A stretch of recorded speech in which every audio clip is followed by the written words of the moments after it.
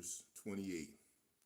And Yahushua said unto them, Verily I say unto you, that ye which have followed me in the regeneration, when the Son of Man shall sit in the throne of his glory, ye also shall sit upon 12 thrones, judging the 12 tribes of Israel.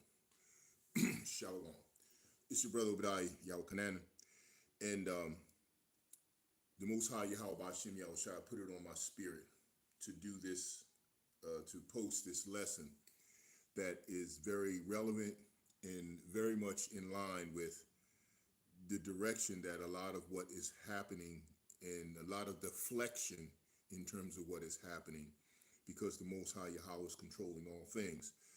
Things we fail to pick up on in terms of the clues of our regeneration, our graduation to a regeneration, is the fact that the Most High is a separatist, and he is a divider, and he is a balanced, sovereign father in power. And everything that he put together is perfect in its sense of it sustains balance, and the balance is perfect. He started with division in the beginning when he created Yahawashi, and Yahawashi was brought forth to do what? To bring salvation to a chosen seed that the Father was cleaning up and purifying down through the Adamites, the seed line of Adam. He had division. He didn't give universal power and ability to all the nations that were created in the garden, which is the field of the world. Down past the Adamites to the seed line to create Abraham, and on to Isaac and Jacob. Abraham had many seeds, but not all are the seed of the promise. More division going through the Israelites, the seed of Jacob. Esau's divided away from the beginning of time, from Jacob and the 12 tribes of Israel, even though he tried to duplicate the names. That's another level of division. And the final level of division will be brought forth with Yahawashi when he comes to separate the sheep, the goats, the wolves, and all of creation that he put together for the Father with the angels. There are levels. All the levels are perfect. All the levels are dividing. The Tower of Babel was a division. The end of this period of time, this ionic period of time, this dispensation is division. There's no universalism. The Israelites will become the sons and daughters of Yahweh. There will be monumental aspects of presentation, as it says in the scripture that I read in Matthew chapter 19:28, sitting on 12 thrones to judge the 12 tribes of Israel. They will be called the sons and daughters of Yahweh, the men, priests, the women, princesses, priestess, right? If necessary. I don't know. We don't know till we get there. But division is coming. Yahawashi is bringing division. He's not bringing unification of all creation. That's not the case. Understand this particular presentation that I'm about to present to you. We are supposed to graduate to the regeneration. So let's listen to the lesson. I'm sure that you could be edified by it, and I hope that you are. I just have to say, Koholo Yahweh Ba'ashim Yahushua. Yahushua Ba'ashim Regada Wada Yahweh Babakasha Yahweh Ba'ashim Yahushua Shlaki Yahweh, for my sins as I cry. Call on Yahweh,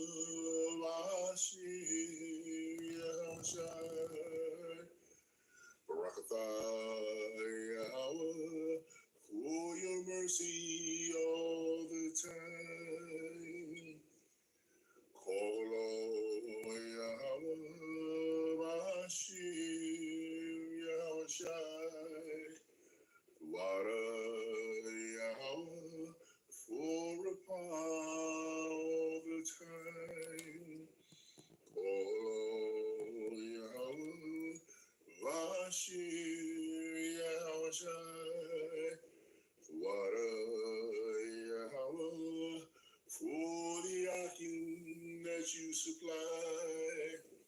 Call Yahweh, Vashim, Yahushai, Babakashai, Yahweh. Oh, your mercy all the time. Call Yahweh, Vashim, Yahushai. Shalom, shalom. It's your brother Obadiah Yahweh, and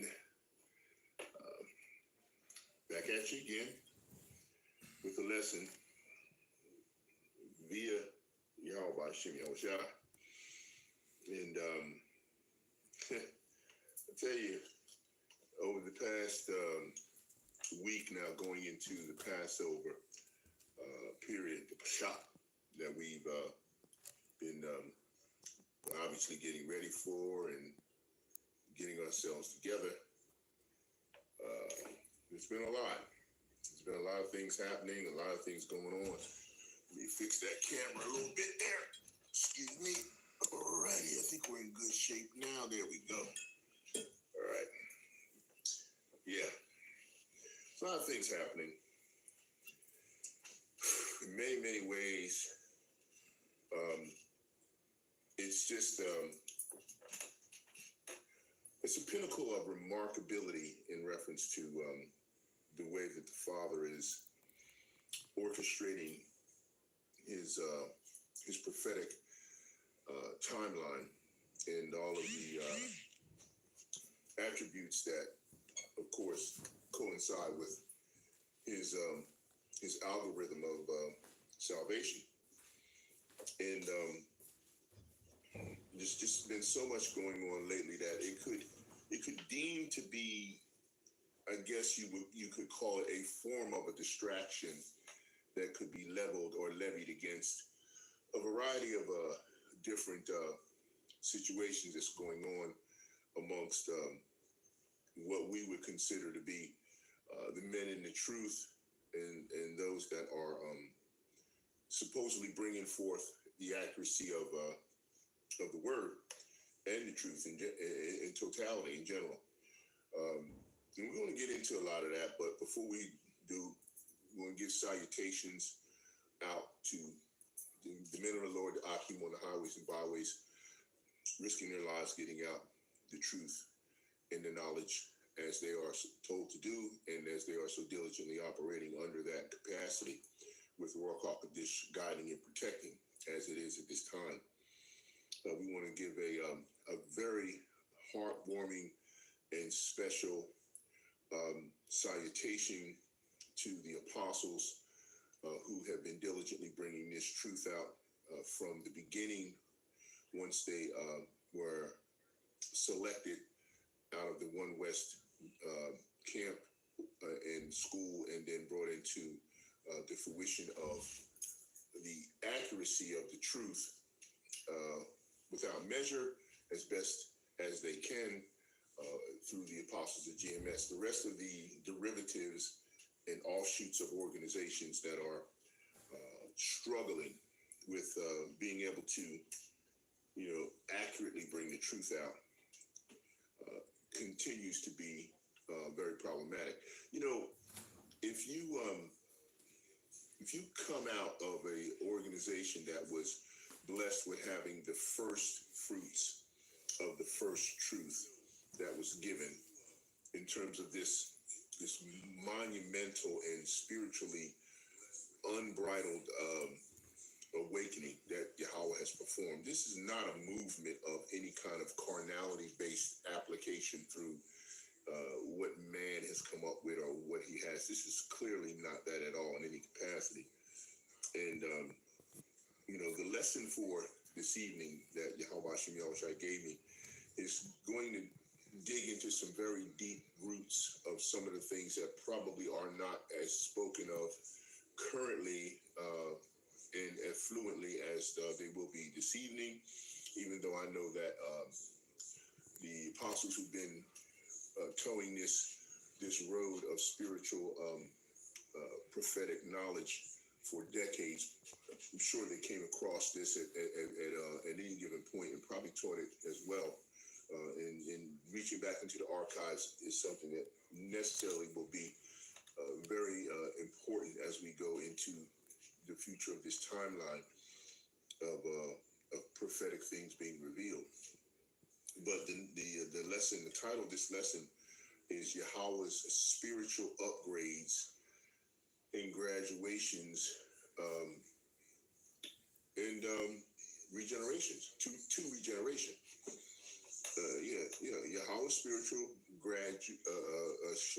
Yahawah's spiritual graduate upgrades and graduations towards regeneration, and that's going to be a very interesting title. It is because of so many things it has to attach to that we're going to talk about this evening.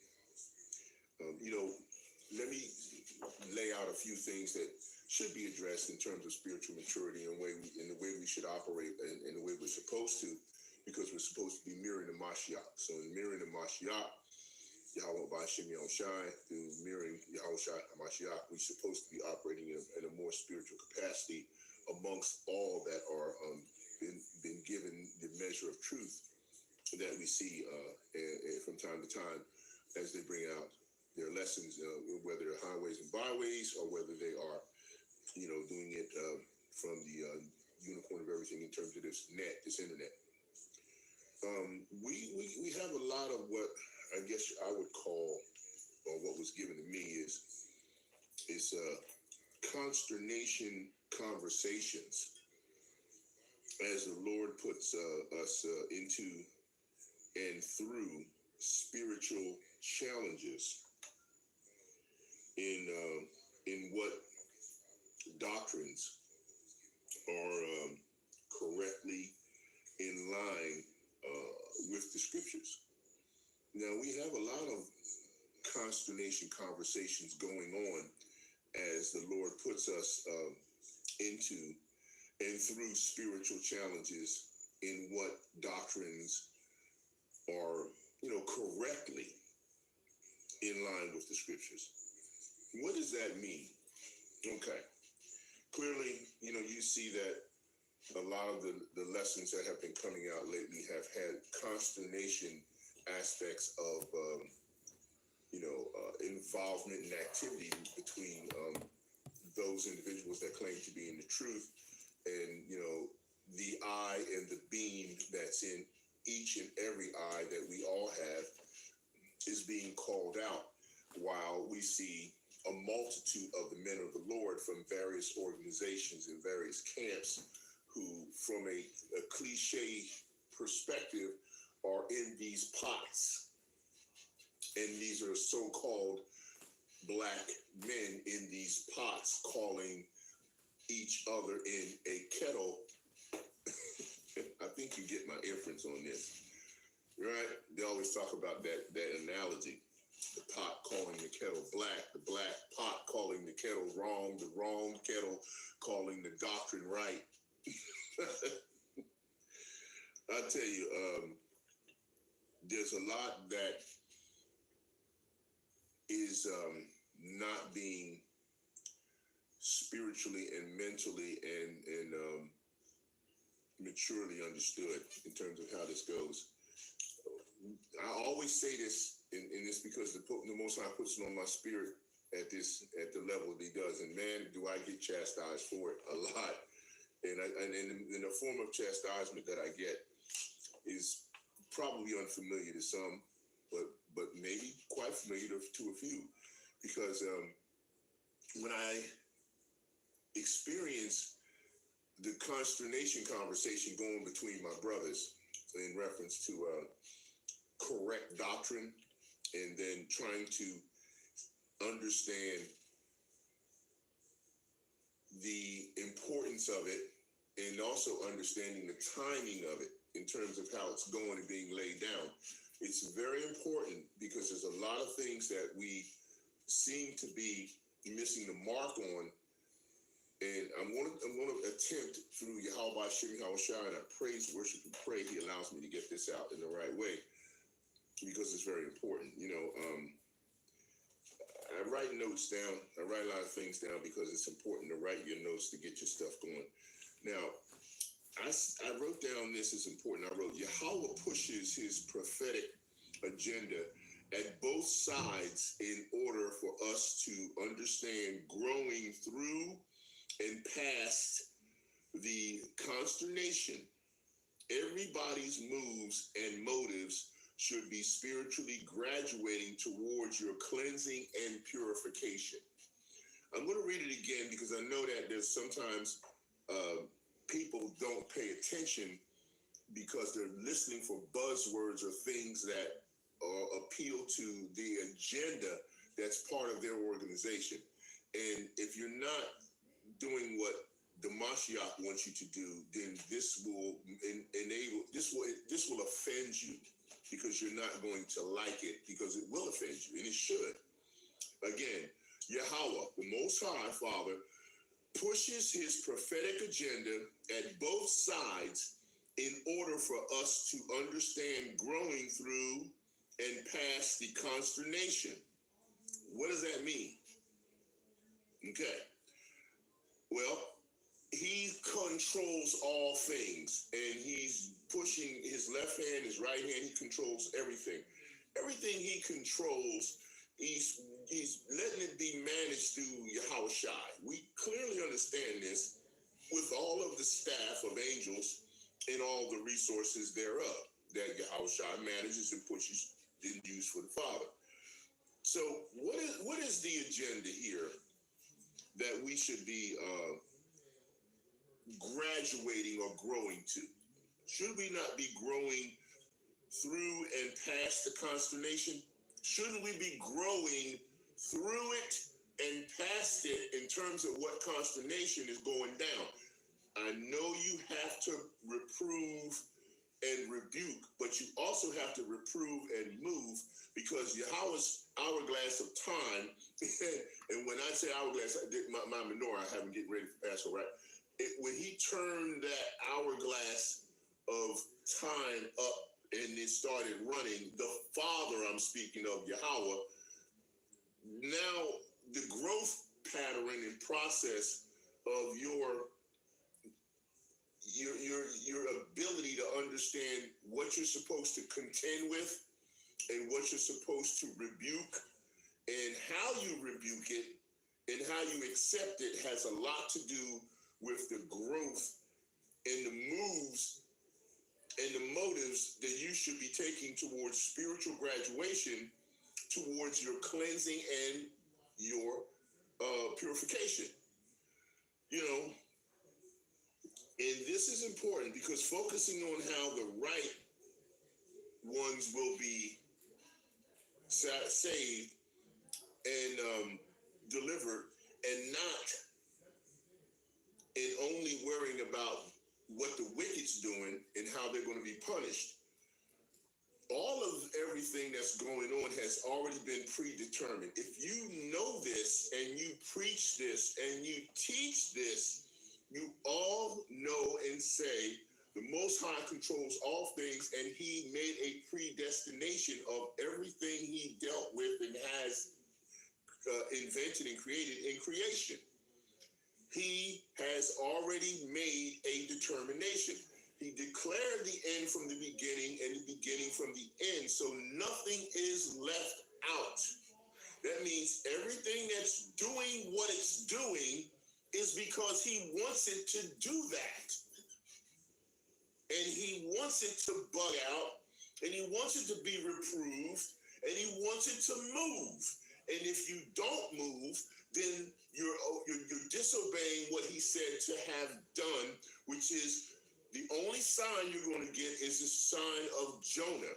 What's that mean? That means that you can't run from what he's going to do with you and anyone else. Now, we got a whole lot of sheep and goats and everything in between, and rams, and then outside heathens, but we ain't talking about that. Now, you know,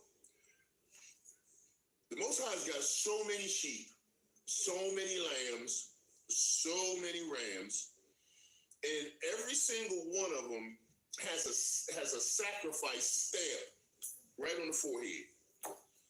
Everybody, me, you, all of us. We all are slated, we all are scheduled for a roast, to be roasted. And when I say be roasted, I mean that not in the sense that these bug outs are talking about somebody roasting in hell forever and all that old nonsense. They ain't talking about that. I'm talking about the fact that we have to let this flesh go. This flesh has to be relieved of us in order to go to the next phase of your existence. Now, I listened to Yahawah do a lesson not too long ago. He talked about the fact that the spirit that the Most High created is eternal, which I completely agree. And the only way a spirit can be deleted from existence is if the Most High consumes it back into himself, as he is the creator and inventor of everything that exists, can exist, and will exist. So if he decides to absorb your spirit back into himself and not release it back into existence, then you are basically void of life. You're gone. Now, does it say that he'll do that? Well, he talks about that in the book of Obadiah, that the Edomites are going to be gone for good after they serve the purpose of correcting the things that they've been set forth as the perfect wicked weapon to perform. Yes, the Most High set them forth to be the perfect wicked weapon, and they're performing it perfectly. Clearly, we see how perfectly they're performing it because they have a good measure of deception that they're operating now as their first line wicked weapon they're wielding through the Most High's power in his hand. And as the Edomites and those that subscribe to Edomitation, I could say that a long time ago. Edomitation is like you want to be just like your slave master. And this includes men and women. They like the system. They like the wickedness. And as I said in the last lesson before, they just pissed off that they ain't the ones wielding the wickedness and the wicked stick. They want the wicked stick. They love the wicked stick. Even though it's been whooping their ass for the last thousands and thousands of years, they've grown accustomed to the fact that they're getting whipped. They love it. They're way past the Willie Lynch syndrome. They're all way past that. They got there's some new shit going. There's some new wicked stuff going now. And they love it. And they're pissed off that they can't wield the system that the Most High let the wicked out of Job 9:24 wield around the world. They just pissed off they can't do it. Now, some of them are more delusional and thinking they're going to bring it into the new covenant, but you're not. So, hey, be disappointed because you're not. But I'm not going to digress and go off on that tangent. I'm going to get back to what I was saying before. Yahawah pushes his prophetic agenda at both sides in this growing in order for us to understand the growing through the past and into the present and beyond, and also everybody's moves and motives should be spiritually graduating towards your cleansing and your purification. Why? Why should your growing be graduating to that? So if you get into an argument or a consternation with anybody, okay, here's the thing, all right? You are to learn from what you got into in terms of your disagreement with doctrine or your disagreement with individuals, but I'm sticking to doctrine. This is not pertaining to worldly people who are involved with dealing in principles of religious and practicing religious principles and trying to incorporate them in the spiritual realm of the truth that we're dealing with. This ain't for you people. All you wacky tackies who follow religious belief systems and want to incorporate them in your life as supposing to be spiritual and connected to who you call God, you're wrong. That's not it. It doesn't connect to him. You are only being led astray because that was what you were predestined to be doing. So if you're not clearly dialed in and strong enough to understand right now that what's going on is if you got contention with anybody or anything over doctrine, if you know the truth and the truth is with you and it's right, stick with that truth and reprove and move. Don't keep busting up and badgering people on stuff that you can't control. You can't stop someone from being a bug out that the Most High set in motion to be a bug out. That's just the way they're going to go. And the same thing for secular people in the world system that are believing that they're in some kind of Christian-based understanding of salvation or whatever. You can't stop them from being where they're going to be. This is where they are. This is where they have to be. And this at this late stage of the game, this is what they have to fulfill. They got to do this. You can't stop them. This is what the Most High selected them to do.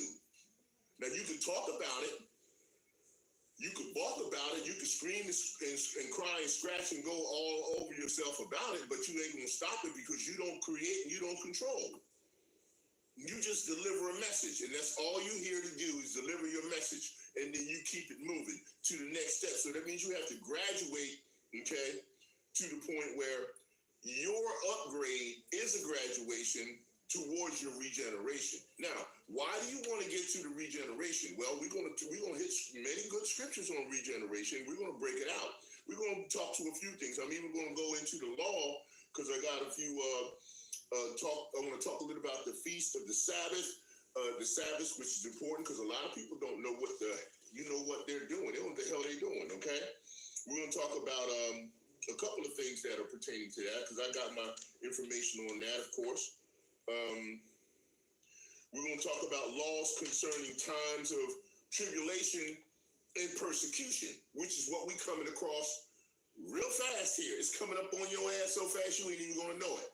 And a lot of times you don't know what your situation is because you're going to be caught wherever you are, doing whatever you are at that time, and then you're going to be dealing with the time of tribulation and persecution, which will be right in your face, right upon you. And if you have not made any preparation to go through it, because the Most High gives directives to do that, so you can't say you didn't. We're going to go and talk we're going to go into Exodus chapter 16 and isolate and talk about some of the things that we are seeing right now that is very evident in the people who are here that were same spirits came out of Egypt and we got them here. Okay, and how they were disgruntled, pissed off, unhappy. Father was giving them manna, quail, all this, and they still couldn't get it right. Okay, we're gonna hit all this, but let me finish what I'm saying. Okay, and then I'm gonna get into it. This is the portion that you need to really grasp a hold of. Now, pay attention, get something to write with, put it down, write it down. Make sure you get this information down right here. This is very, very important. Now, the Most High is he takes us through, as I said, his prophetic agenda in his timeline. And as we go through what we consider to be a trial or a punishment, is not really a trial or punishment or a test. Why? Because if you consider it to be a test, you're speaking in a very low vibration way of understanding. See, what's happening is this. The Most High wants you to graduate levels as you go through trials and tribulation. Like when Yahawashi said, count it all joy when you go through trials and tribulation. Why do you count it all joy? Well, the reason why is because you're supposed to learn from the consternation to the level where you rise above it and you be the bigger spirit, you be the better spirit, you be the more mature spirit, because when you get to that next level, what happens is your conscious and your connection to Yahawashi becomes immensely stronger. You understand? How does it become immensely stronger? Well, it does because the Most High is as I said this before, he provides an infinity. Remember that symbol of the infinity process of creation? Well, he is pure creation in every sense of the imagination to what we can understand, as I did in the last lesson, which clearly means that his perpetual creation process is an education level that your vibration has to go to each time. So if you get consternation against bug outs who have doctrine that's a doctrine of devils that's way off, you can't keep pounding on them. You pound them and then you move and you go ahead and you graduate up, because you're graduating towards a regeneration process where you're going to be more purified and in connection with the Most High and closer to your position, whatever that lot is that he gave you. But you'll be closer to that regeneration process. Okay. Whereas when you get to that regeneration process, what happens is then your knowledge base, your spiritual, mature, mental knowledge base, it makes it easier to deal with contention and bug outs and people that the Most High set in motion here. So you're moving through the prophetic timeline in a more efficient manner up to the specifications that Yahawashi Hamashiach is looking for. That's how you mirror the Mashiach. Okay, because that's what he did. Like I said before, if you notice that Yahawashi, he went through a multitude of transfigurations during the time that he came here, when he was born, as he rose up. And you notice when he went through the temple and he was talking to the Pharisees and all of the chief priests and everyone at 12 years old, they were wondering how he knew what he knew at the level he did when he had went to no school. He wasn't trained in that way. But see, he understood that there was a contention graduation to regeneration. Okay? There was a contention against him, but he was graduating in knowledge and maturity that was given to him through the Ruach HaKodesh, which he understood each time he crashed one level of bug outs, he crashed one level of dissension and contention, he went and graduated up to the next level of understanding. And when he got there, he was raised to a conscious level that they didn't understand because they were stuck with carnality trying to make it spiritual, which is what you see happening. But the Most High set them up to do this. So when you got other organizations, the purple band leader dudes, you know, the dudes that run around talking about one body and whatever they are, and then of course, you know, the dudes who want to make rap albums, and I don't have to say no names, you know what I'm talking about. They want to make albums, they want to go on talk shows, they want to do all this. They're not graduating to regeneration. They're not doing that. Will they be regenerated?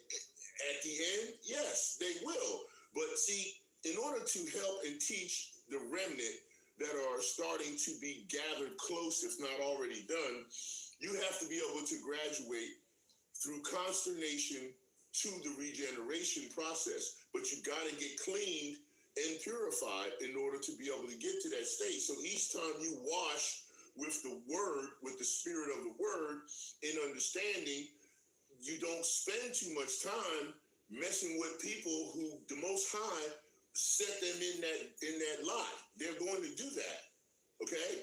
And so what ends up happening is for you, your vibration graduates up to a level of spiritual graduation and regeneration. It's an upgrade, and you got to continue to make these upgrades in this truth so that you can go ahead and get the work done in the fashion that's necessary as things close out real fast, because we're shutting stuff down. The Most High shutting stuff down real fast as the word goes out.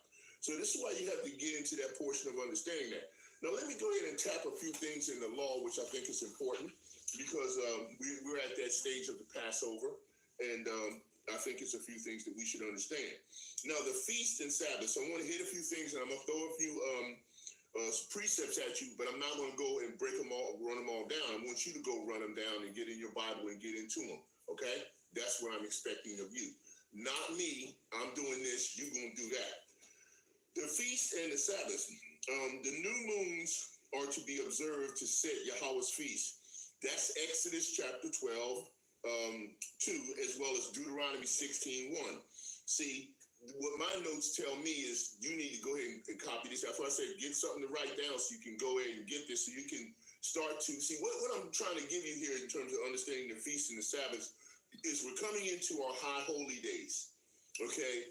And because we're coming into our high holy days in the new year, in the new spring, it's important, if you are new or not new in the truth, that you know what to do and how to do it, because no one's really teaching that. Everybody's all on some other stuff, fighting demons and stuff, which you have to do. But, you know, we got some things that we also need to address as we go into, you know, these high holy days. Like, for instance, you should not let all of these bug outs in every capacity that they're in mess up your Passover. They should not make your solemn, sweet, reverent Passover become toxic and very uninviting and unpleasurable in terms of understanding your salvation that the Most High presented to you. In other words, see, because like I said before, a lot of us focus on all the death and destruction that Yahawashi, as the angel that came to take the firstborn down, they focus on that aspect of it. But just like in 2nd Ezra, the Most High had the angel tell Ezra, listen, don't worry about what's going to happen to the wicked. Focus on what's going to be for the righteous. Focus on those individuals that are going to be saved and how they're going to be saved and what their method is. The wicked, he already got them covered. And a lot of times, you know, we focus on that portion when we tell the Passover story about the death angel, when we should be talking about the salvation and what obedience is about. You know, putting the blood on the doorpost, making sure you keep your behind inside when the angel of death is roaming outside, taking out all of the enemy. And also while you're inside and having your Passover, there's praise and worship and prayer and song. I mean, you see some of even the Edomites got that right when they showed you on Cecil B. DeMille's, when they did the 10 Commandments with Charleston Heston, when they had all them devils sitting in there like they were the ones.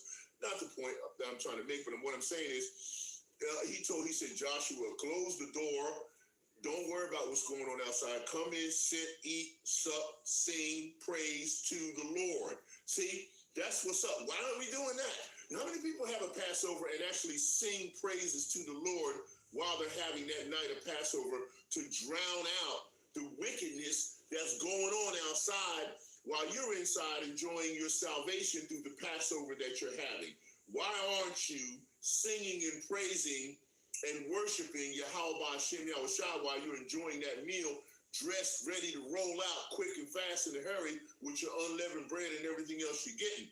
That's what really happened. But anybody telling you that, they're talking about the death angel. Well, why are you worried about that? If you ain't outside getting slain and you ain't the firstborn in Egypt getting slain, then you should be inside concentrating on what? Loving the Lord, praising and worshiping that he spares you and he saves you and he's taking you forward. This is what's most important. This is what we're talking about, okay? I told you about the new moons are to be observed to set Yahweh's feast, Exodus 12:2, Deuteronomy 16:1. Now, if you see individuals that come talk about that Friday sundown and Saturday sundown stuff, that's just that. No, because there was no Friday or Saturday during the time when the Sabbath was created. So stop the nonsense, okay? You've been reproved. Now we move. Now, they've been told if they're not changing, then you know what their lot is. They are programmed to be bugged out in that way.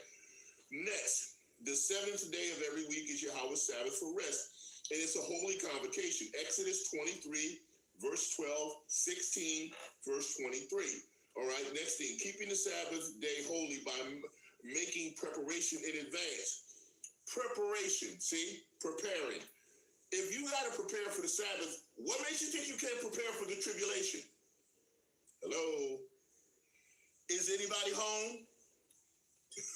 Okay. Shocking.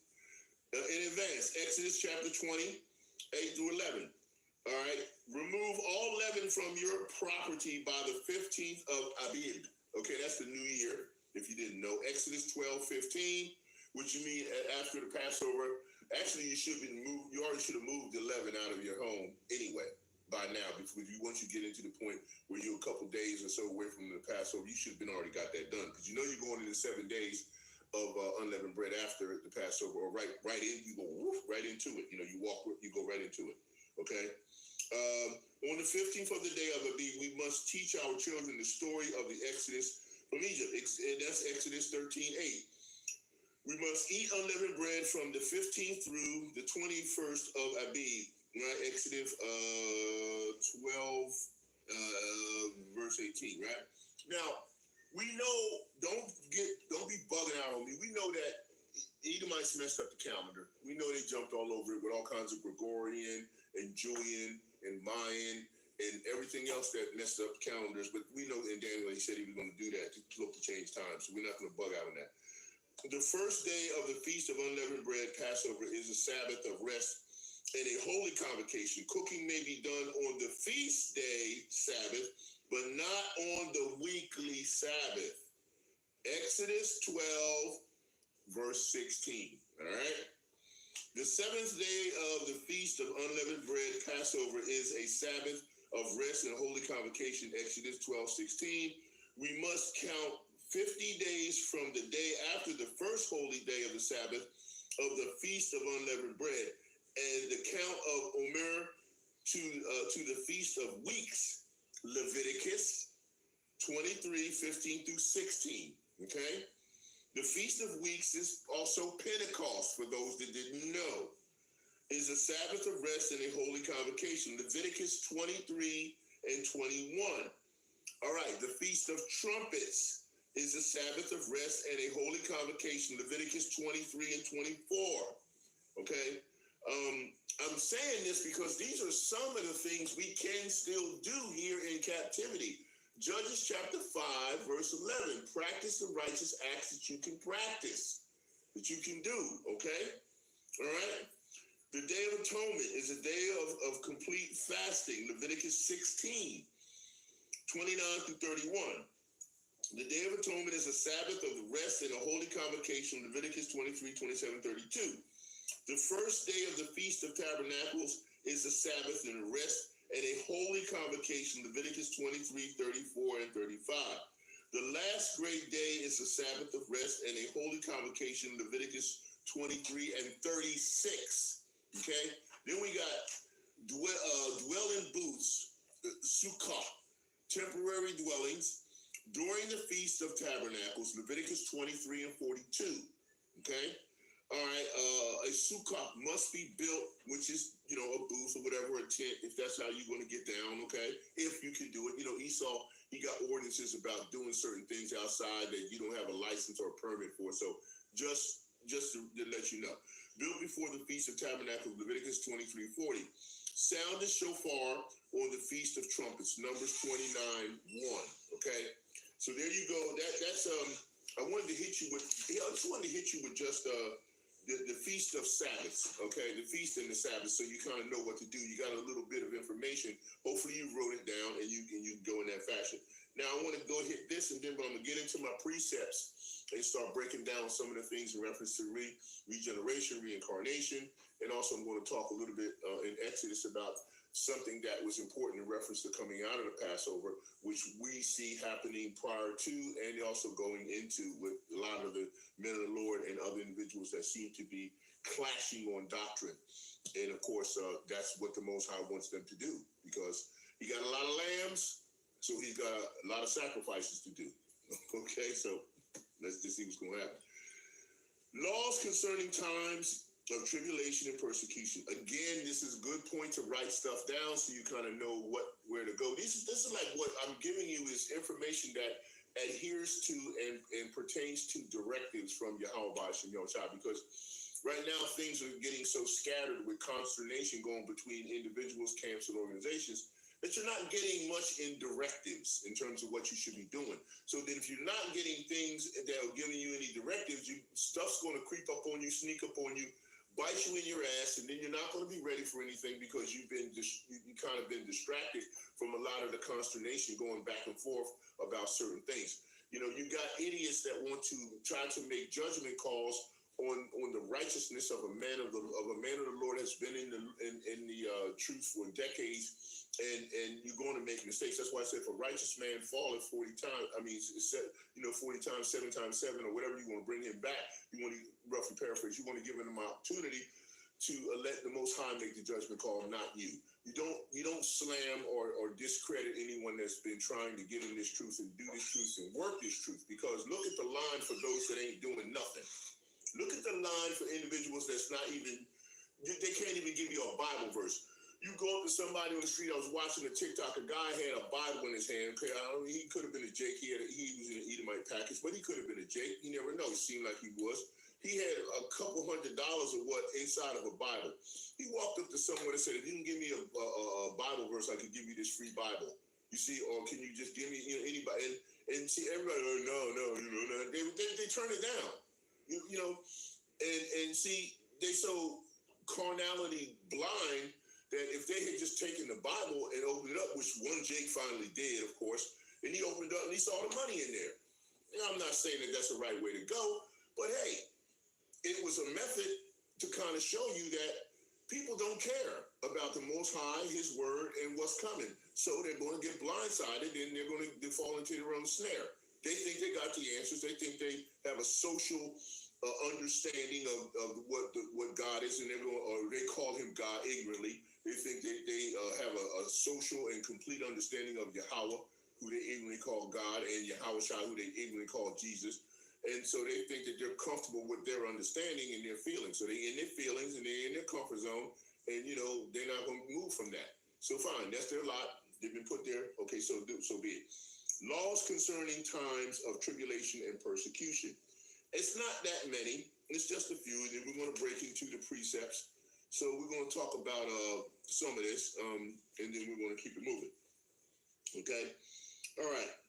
Our conduct must be according to Yahweh's law during times of persecution. Our conduct. That means how you behave and the way you behave and what you should be doing and behaving amongst your neighbor, your brother, and the heathens. Our conduct must be according to Yahweh's laws during times of persecution. That's Deuteronomy chapter 20, verses 11 and 12. Now, it says here, the priest must address the congregation in times of tribulation. That's Deuteronomy 20, verse 2 and 4. So you notice that if the priest must address the congregation in the time of tribulation, Deuteronomy chapter 20, verse 2 and 4, that means that you should have some directives to give the people during times of tribulation and persecution. Now, if you're focused on other things and you're not able to give any directives to anyone, then that causes a bit of a problem, a big problem when it comes to what direction people should go or how they should operate. So, and if you're a priest, that includes apostles, prophets, teachers, evangelists, all that. You're supposed to be doing Deuteronomy 20, okay, and verse 2 and 4. All right, and check this out. The camp of Yahweh must be kept in a sanitary condition. The camp of Yahweh must be kept in a sanitary condition. What does that mean? If you're not clean, then your camp ain't clean. I don't need to go into details with that. You know what you know whether you clean or not. All right, you know, and it's a manifold way of explaining that, and I'm not going to dig deep into it. You need to understand that. All right, the camp of Yahweh must be equipped with the necessary implements to keep it in sanitary condition, and each must do his part. Deuteronomy 23, 12 through 14. Okay, you see that? All right. Next. All right. Stolen property must be returned to an owner. That's Leviticus 6, chapter 6, 2 and 5. The poor must be taken care of according to Yahweh's laws. Deuteronomy 15, 8 through 11. See, I'm giving you information that's in the law that you can do, that directives should be applied to. Okay?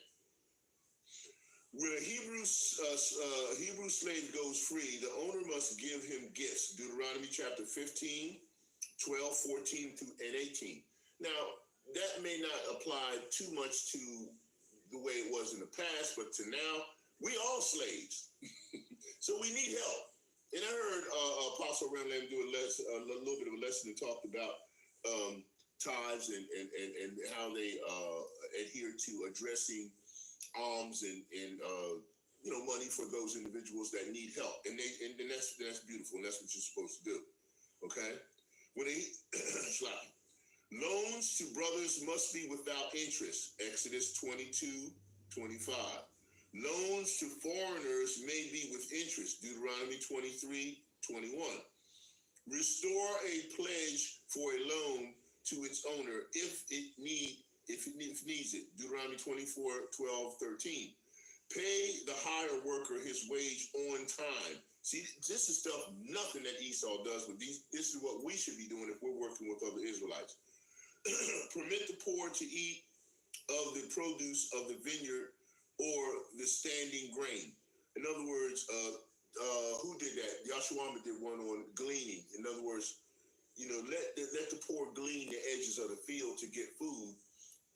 Don't take your machinery and just clean up every single portion on the edges. Leave that portion for the food and for the widows and the poor. Help a stranger who has a fallen animal. That's important because, a lot of times, we don't adhere to the fact that all of Most High's creation are precious to him. And we should make sure that we do that, okay? All right? Help your brother who has a fallen animal. Okay, you got to help him do that. Lost property must be restored to its owner. Exodus 23, 4:20, and Deuteronomy 22:1. Those who sin must be corrected. Leviticus 19:17. Now, that borders on discernment because you don't have any power, but you have power of providing the message to what the sin is if you're not committing the same thing. Now, if you're committing the sin and you're trying to call somebody out on it, but you're doing it, but you think nobody knows that you're doing it, then you're wrong. And guess what? You're not getting away with it because the Most High knows you may be fooling the person that you seem to be calling the sin out on, maybe, but in most cases you're not, because they probably know you're lying and that you are doing something even worse. But you think you're hiding from it, but you can't hide. But anyway, you don't have to do that, but it says those who sin must be corrected. You don't do the correction. All you do is you give it to Yahawah Shem Yahushai if you're not doing the same thing, if not worse. Okay? Love your neighbor, whether a brother or an enemy, as yourself. Now, that only pertains to Israelites on Israelites. It doesn't pertain to anyone else that's not of your nation. All right? And it says here, love the stranger and the new convert among you. Now, the new convert is not an outside entity or an outside person like a heathen or whatever that's tried to convert to your belief system. It's talking about a scattered Israelite that has come back into the fold that was probably raised in another way of knowing not Yahawah Shem Yahushai, but when they come back into the fold, they are a new convert, pretty much, okay? All right, last one. Use only honest weights and measures. Now, that's very important, too, and I'm going to leave it on that one as the last one because I just did a lesson before about how this world system and what we're dealing with is all weighed and measured completely for the most part, right? And that's what we're dealing with, all right? Let's see. Now, I'm going to go into Exodus 16 because I want, as I said before, I wanted to break out some information on this. This is now we precept time, okay? So just get ready and get settled. Again, these lessons that the Most High has me do, you got to take in consideration first and foremost. I'm not here to entertain you. I'm here to help you to learn something that I'm learning as I'm being taught by Yahawah Shem Yahushai and those men that have been taught by Yahawah Shem Yahushai in accuracy. I'm not here to do anything more than that. Ain't no frills and seals, ain't no whistles, ain't no whistles and bells, ain't gonna be no graphics flying across the screen with all kinds of sound effects. I ain't doing all that. Okay. You need to pay attention and focus on what's being given in terms of the precepts and the word, because that's what's being broken down. All right. Just like Passover is not a party. All right. It's not a party. It's a feast, but it's a feast of remembrance and reverence and mourning for us coming out of bondage.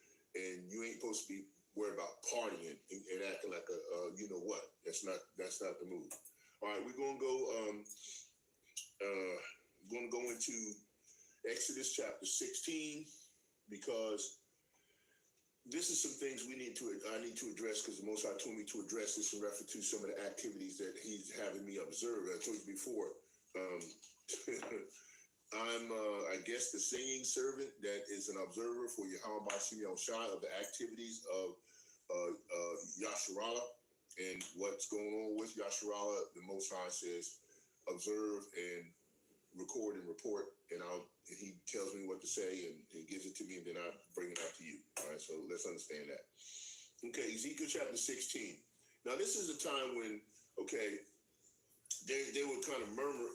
I'm going to read it, but we're going to get into the time when the Lord provides manna, but how ungrateful our people are. Now, when the Lord is providing, Yahweh is providing manna right now for us, okay? What is the manna? The manna is the word. It's the spirit of the word. It's the word in itself. It's that food. It's that nourishment, spiritual nourishment and food that we're supposed to be taking part of, just like when you're going to take part of your spiritual food and your physical food during Passover. Are you going to be grateful for this? Or are you going to whine, complain, and bitch and moan about some stuff that that you're doing, and that the Most High is not pleased with you doing, and He's letting you do it because He knows that He's moving His prophetic timeline forward, and whatever your portion of this is, that's what you're participating in. So you might be a big ass complainer. That might be who you are. That might be your job. Okay, to just whine and complain and have a whole bunch of aggravation on you. Maybe you have to have a spirit of aggravation throughout this whole tribulation. I don't know. I'm just saying, what is your portion? Okay, but let's see what the portion is with these individuals who had getting manna and they don't understand the meaning behind it. All right, and they took their journey from Edom, and all the congregation of the children of Israel came into the wilderness of Sin. Isn't that interesting? Which is where we are, the wilderness of Sin, which is between Elam and Sinai, on the 15th day of the second month after their departing out of the land of Egypt. Okay, so they got through that so far.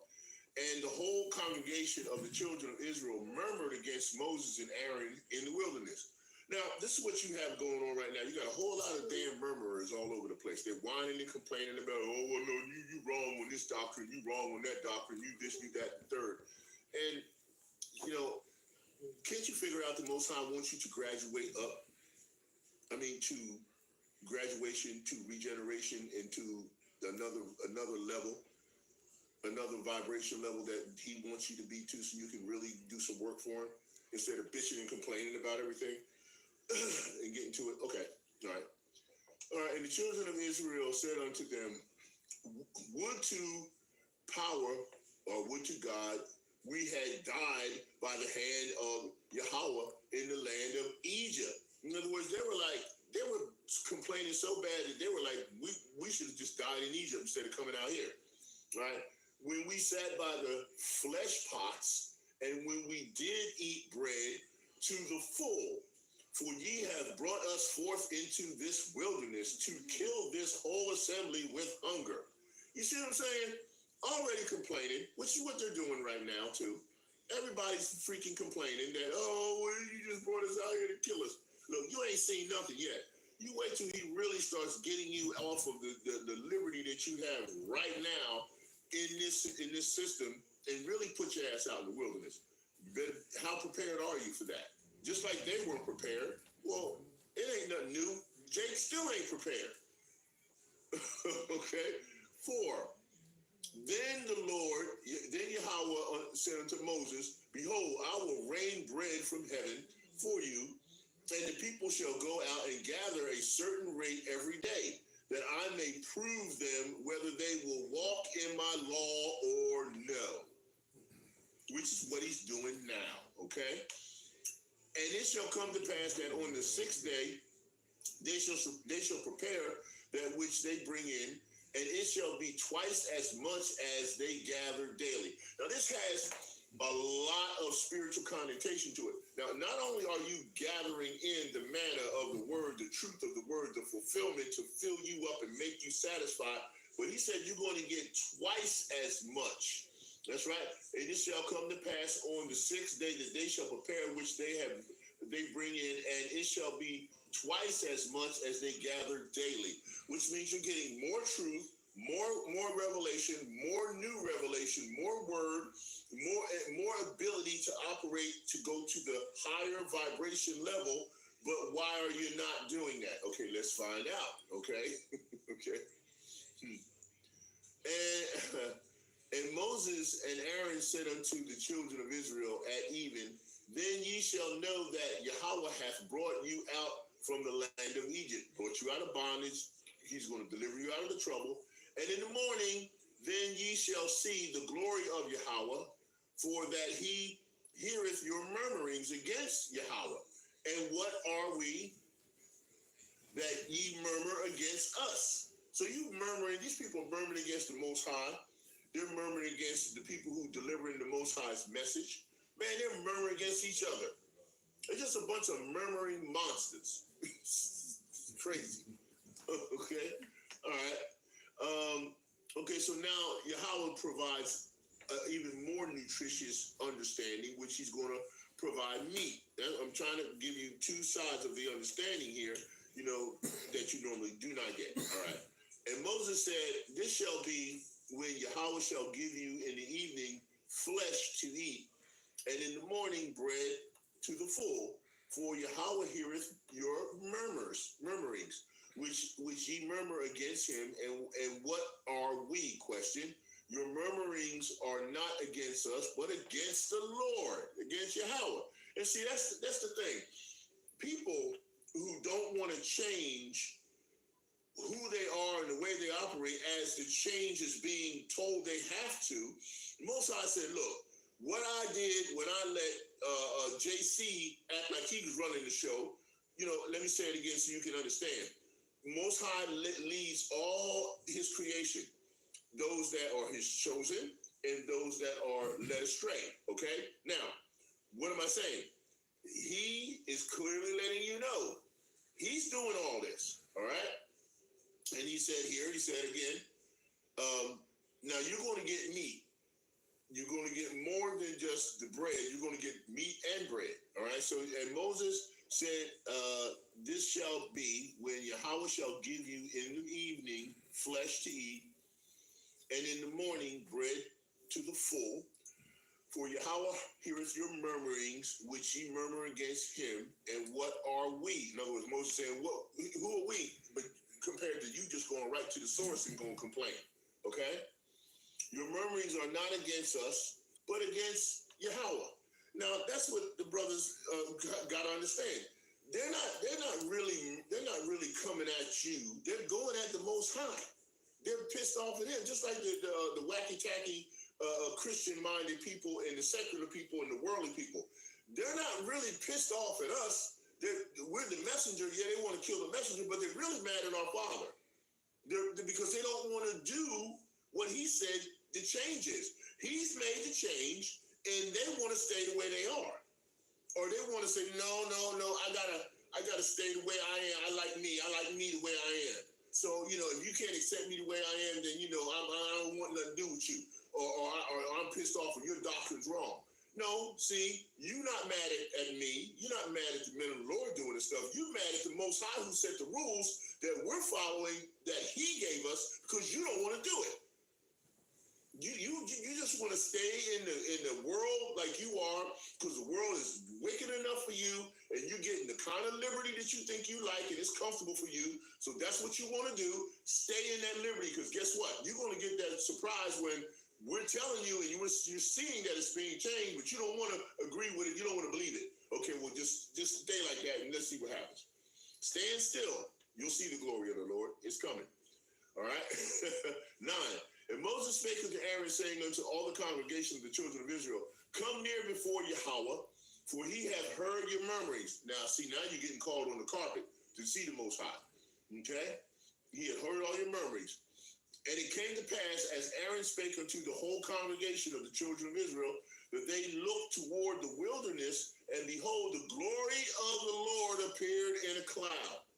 See, I just told you, stand still, you're going to see the glory. So you think you got something going on, you think I'm right and everyone else is wrong, or I know what I'm doing, I ain't doing nothing wrong, because Yahweh is working with me and my camp and my people. Well, guess what?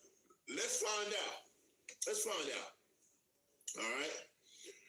11, and Yahweh spoke unto Moses, saying, now who did he talk to? Did he talk to the whole congregation of the Lord? Did he call out an individual man or woman here? No. He's calling out his man of the Lord, his man, not nobody else.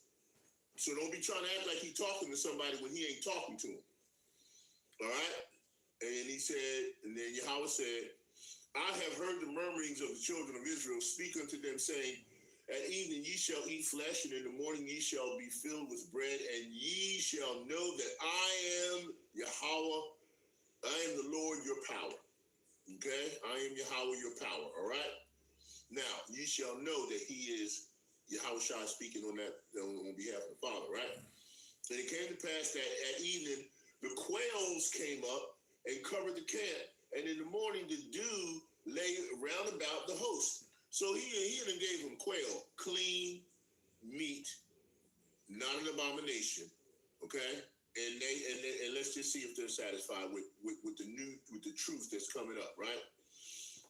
And when the dew that lay was gone, up, behold, upon the face of the wilderness there lay a small round thing, as small as a hoarfrost on the ground. And when the children of Israel saw it, they said one to another, "It is manna." Okay, for they twist not what it was. They twist not what it was. And Moses said unto them, "This is the bread which the Lord hath given you to eat." So now, did he give you some other belief system or some other doctrine? Did he give you some other information that somebody fabricated? Did he tell you to take that manna and start to, manipulate it and do something weird to it, and then come back and say this is the real manna, that other stuff ain't right? No, he didn't tell you to do any of that. So when you get the truth, why are you messing with it?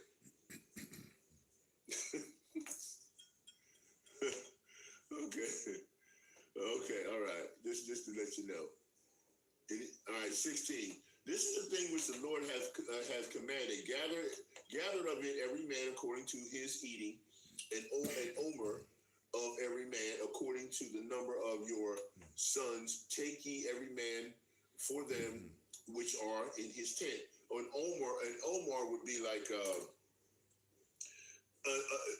enough that you're not overfilling your arms. Okay, you're gonna get enough to carry in, and it's gonna be enough to spread around, the family. Okay, all right, just roughly paraphrasing. All right, 17. And the children of Israel did so, and gathered some more and some less. All right, and when they did mate it with an omer, he that gathered much had nothing over, and he that gathered little had no lack. They gathered every man according to his eating. And Moses said, "Let no man leave of it till the morning." Now, let's get into that a little bit. Now, if you go ahead and get an omer of it, right? If you get enough, and it says you get more, you get much had nothing over, and he that gathered little had no lack. So you're getting just enough. So that's why when you get taught the truth in stages, you get an omer of truth, and when you have that omer, you study, you work on it, and you build on it, and you get the Ruach HaKodesh and Holy Spirit to work with you, and the men of the Lord who know the truth. And as they work with you and get you to a stage or to a place, you have enough and nothing's lacking. And then when it's time for you to get more, you will be at a level where you graduate through the consternation in order to get more and be able to be stable with it, and you won't go off and be coming up with some other weird doctrines that I don't want to hear that. You go crazy. Okay. All right. All right. Now, what was it? Okay. All right. 19. And Moses said, "Let no man leave it till the morning." All right. Notwithstanding, they hearkened not unto Moses, but some of them left of it until the morning, and it bred worms and stank, and Moses was wroth with them. Now, see, this is what we're talking about here. If you get truth and you stick with the truth, it won't sour. It won't wither and stink and get worms. But if you start to hang on it and say, "Well, I'm going to add this to it, I'm going to talk about this, or I'm going to keep it here, I'm going to hide it," like hiding the shekel, it's going to go bad on you. And and people don't pay attention to that. All right. 21. And they gathered in every morning, every man according to his eating, and when the sun waxed hot, it melted. See? All right. Now we're going into of course, the Sabbath time period observed, and that's important to understand. And it came to pass that on the 6th day, they gathered twice as much bread, 2 omers for one man, and all the rulers of the congregation came and told Moses. And he said unto them, "This is that which the Lord Yahweh hath said. Tomorrow is the rest of the holy Sabbath unto Yahweh. Bake that which ye will make today, and seethe that ye shall seethe, and that which remaineth overlay up for you to be kept until the morning." So you seek out, you eat as much as you want to eat, and then, the rest of it, hey, you're going to have to get rid of it, all right? And they laid it up till morning as Moses bade, and it did not stink, neither was there any worm therein. And Moses said, eat that today, for today is the Sabbath unto Yahweh, the Lord. Today ye shall not find it in the field. 6 days ye shall gather it, but on the seventh day, which is the Sabbath, in there shall be none. And it came to pass that there went out some of the people on the seventh day for the gather, and they found none. See? And Yahweh said unto Moses, how long refuse ye to keep my commandments and my laws? In other words, why y'all keep being so ignorant? Okay? All right? All right.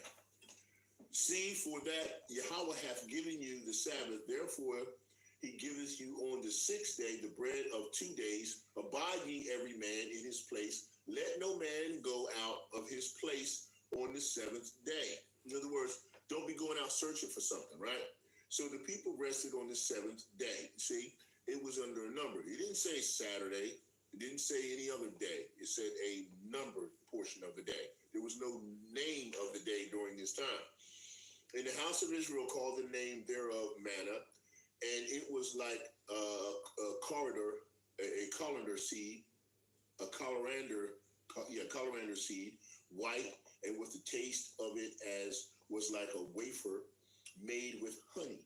Most High is awesome. And Moses said, this is the thing which Yahweh commanded, fill in omer of it to be kept for your generations, that they may see the bread wherewith I have fed you in the wilderness when I brought you forth from the land of Egypt. Now, this also gives me an indication and a love that if we have to go to the wilderness, the Most High fed the children of Israel in the wilderness, and he will feed any of us that have to go to the wilderness. But, don't be murmuring.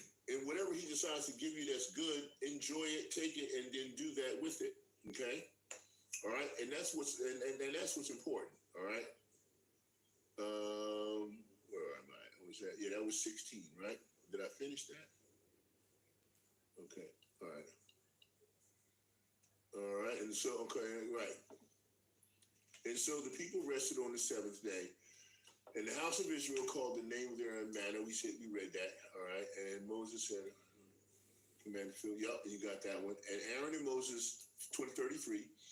And Moses said unto Aaron, take a pot and put an omer full of manna therein, and lay it up before Yahweh to be kept for your generations.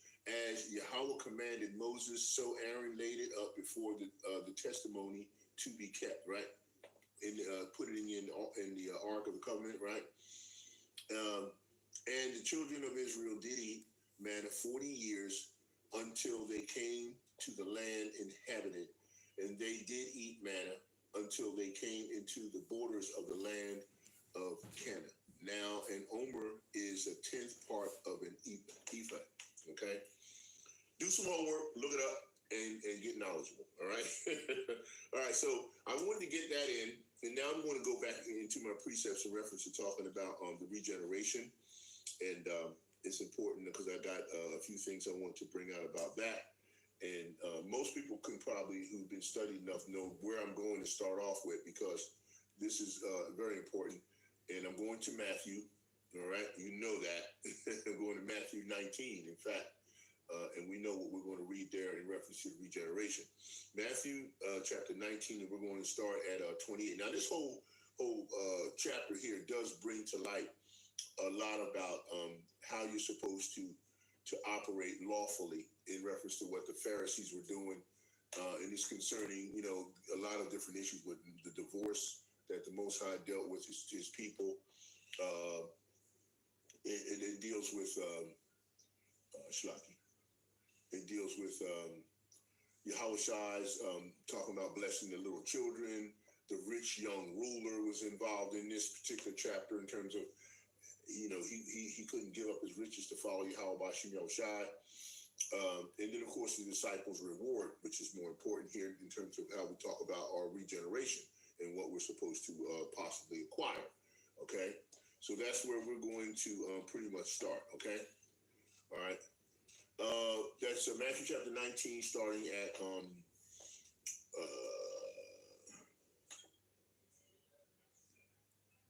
I'm going to get 26. But Yahushua beheld them and said unto them, with men this is impossible, but with Yahweh all things are possible. Now all things are possible. And you keep that. That's akin to he's in control of everything. Okay. Now 27. Then answered Peter and said unto him, behold, we have forsaken all and followed thee. What shall we have therefore? Now that's a good question. There's a lot of people have that in their spirit. Some of them have bold enough to ask it. Some don't. So, and then, okay, and Yahushua said unto them, verily I say unto you, that ye which have followed me in the regeneration, when the Son of Man shall sit in the throne of his glory, ye also shall sit upon 12 thrones, judging the 12 tribes of Israel. And everyone that hath forsaken houses, or brethren, or sisters, or father, or mother, or wife, or children, or lands, for my name's sake shall receive 100-fold and shall inherit everlasting life. Now, let's go over that a little bit, because see, we got a lot of secular people in this world who are, their promiscuity is beyond measure. If you don't know what promiscuity is, look it up. Now, what I'm saying is this, okay? A lot of people get in their feelings and they think that you have to have an obligation to them to make them feel a certain way or be happy. You came in this world without these people. You will leave this world without these people. Whether they are part of your family through whatever measure of lineage or loin, whatever came out your loins, or whatever you sired through your loins, or whatever you are involved with in terms of any relationship, at this point, if you are a man of the Lord doing his work sincerely and seriously, and not slated to be a bug out in the truth, then this applies to you in terms of what you're supposed to look at as the priority first. Priority one. Let's go again. It's not contingent upon Esau's world system and what statue or status you have here, because none of that shit's going with you. Point blank, period. Now I'm going to read it again. So if you walked away to go to the bathroom or whatever you decided to do, sit your ass down and hear this and obey. This is Yahushua talking, who is the manager for Yahweh, which means it's coming from on top, the Father.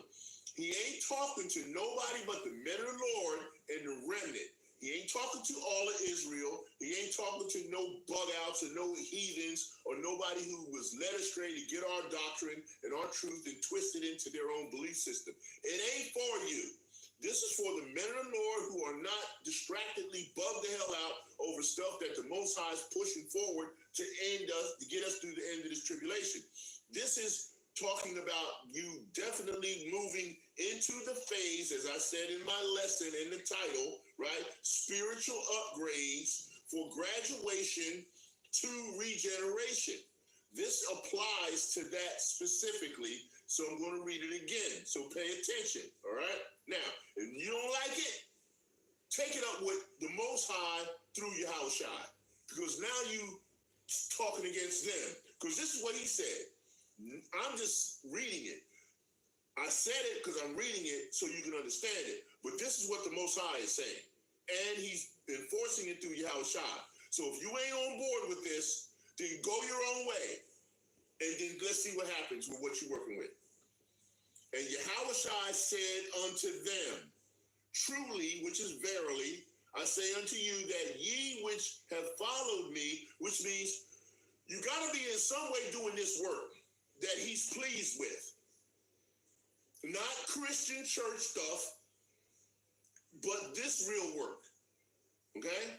Follow me in the regeneration. In other words, you've been doing this, and then you let this flesh has been gone, and now you regeneration.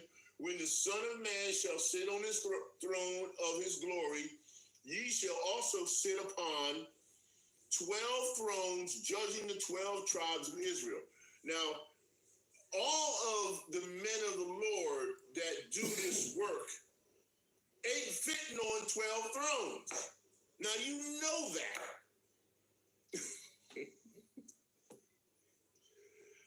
It's a lot of men doing the work, but everybody can't sit on. Okay? So let's be realistic. Let's really talk and speak spiritually mature about the way this gets down. Now, who knows who's going to sit on the thrones other than who's already there? Now we know in Exodus chapter 4, there's already some elders on the throne that are worshiping and praising the Most High. How they got there is because they were worshiping and praising. If you plan on being one of these 12, and I don't know, that can sit on the throne, if you ain't praising and worshiping, you ain't getting it. Can I say it again? If you ain't praising and worshiping like the elders are doing in Exodus 4, and also in Revelation, then you're not going to sit on those thrones doing that. Okay? Because they're praising and worshiping to do it. Now down to 29, which is very important, because this is for all the people who want to think that you've been put on this earth to serve their ass. Okay? This part. Pay attention. And everyone that hath forsaken houses, now, why could you forsake a house? Because anything that you have here right now, the Most High put it in the hand of his perfect wicked weapon. Did he not? You got to pay Esau for everything. He owns everything. You are renting sin. You're a sin renter. Because all the stuff that here is toxic. It's all toxic, man. You got to pay for everything here. You don't own anything. You don't own anything here. You're renting sin. You, me, we're all sin renters. Okay? Let's face it.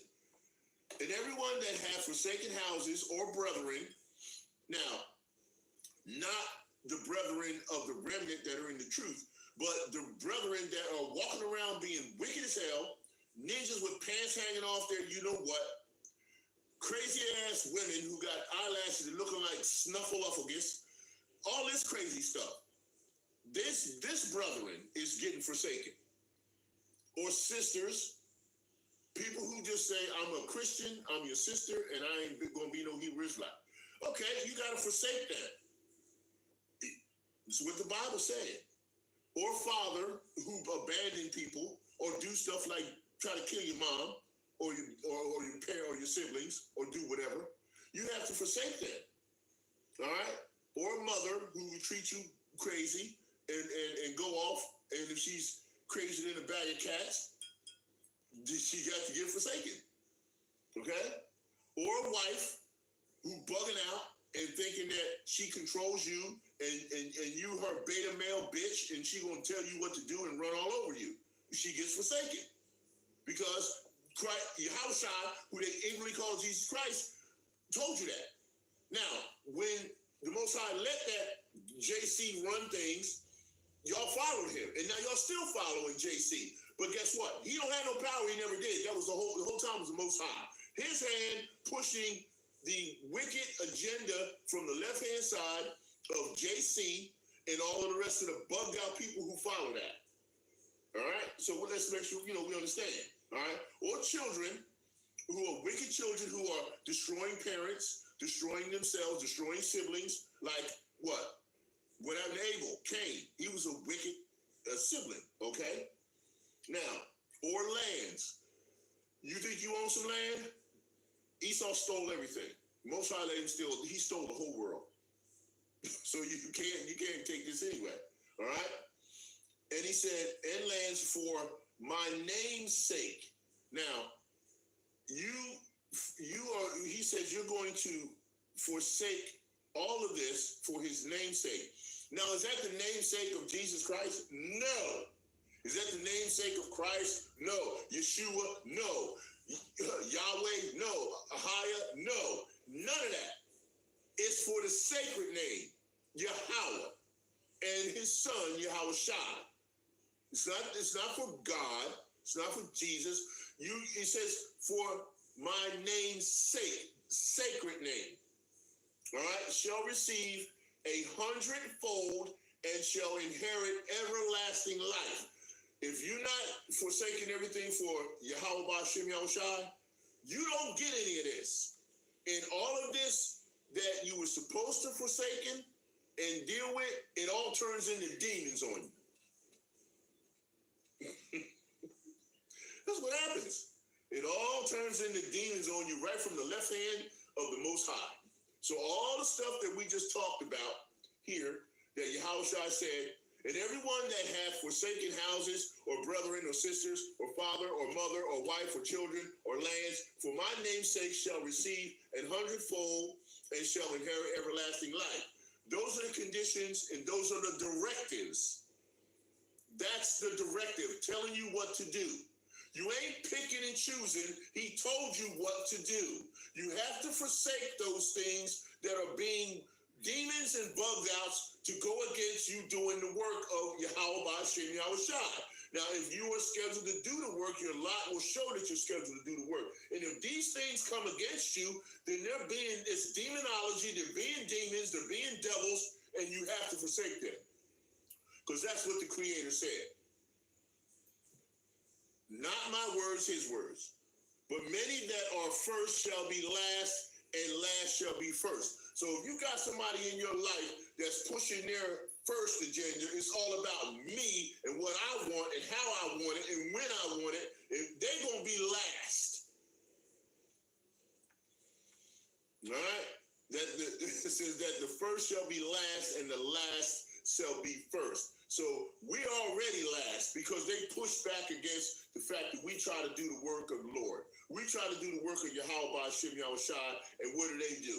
Nah, I don't feel, that's not how I feel about it, or I don't understand like that, or no, that's not how God's working with me, or no. See, you ain't called to do the work because you don't follow this. You follow what you think and feel. You a think and feel believer. You ain't in the truth. You a think and feel believer. Just like all the rest of them, whether you supposedly in the truth or not. If you ain't doing it, if you ain't willing to do this at this level, you a think and feeler. And you a blasphemer and you a devil and a demon. That's what the Most High got for you. All right? Now, if you didn't like if you didn't like Matthew, then you're not going to like Titus, because let's talk about that one. Titus chapter 3 and 5.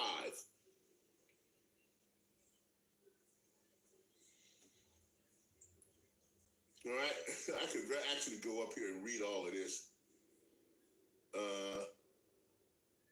Yeah, why not?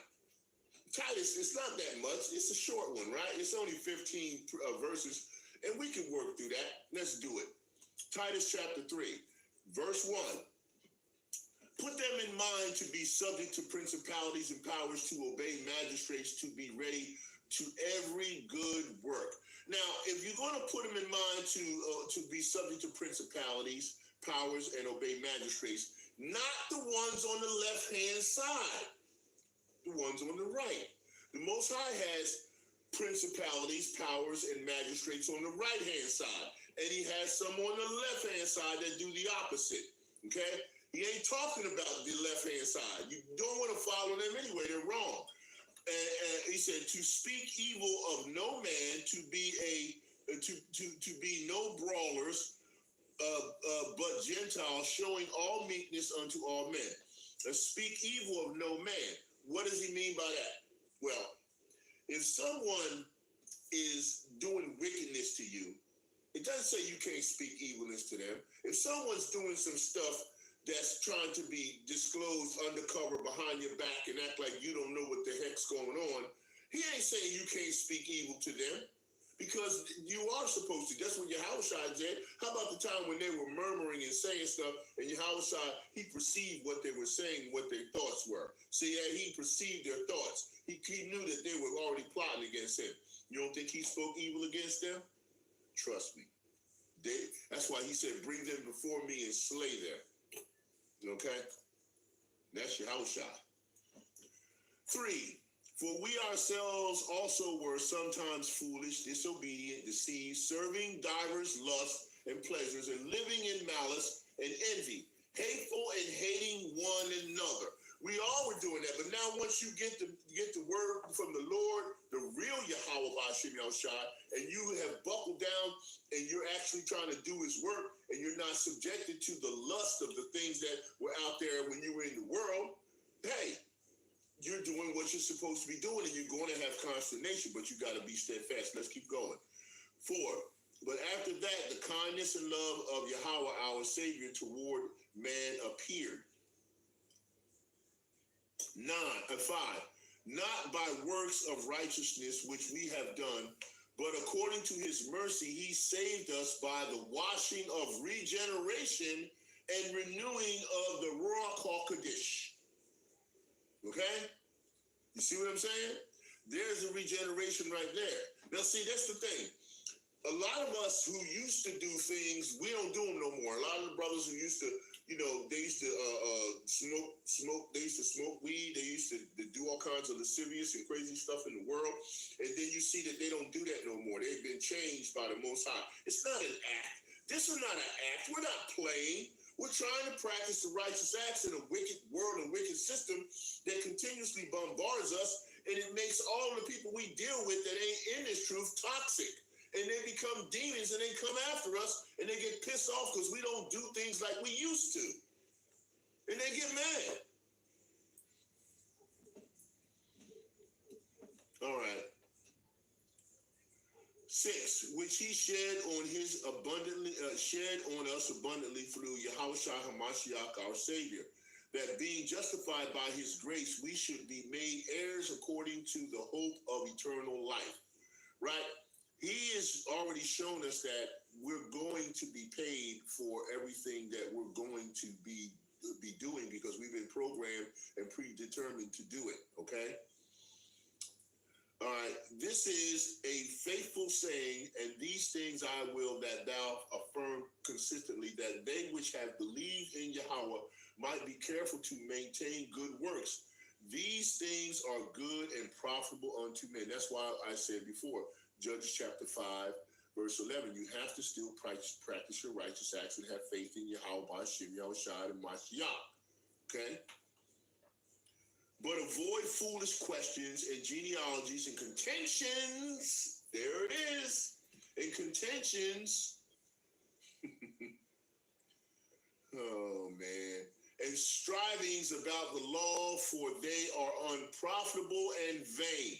See, and that's why I said in the beginning, man, this is what was going on.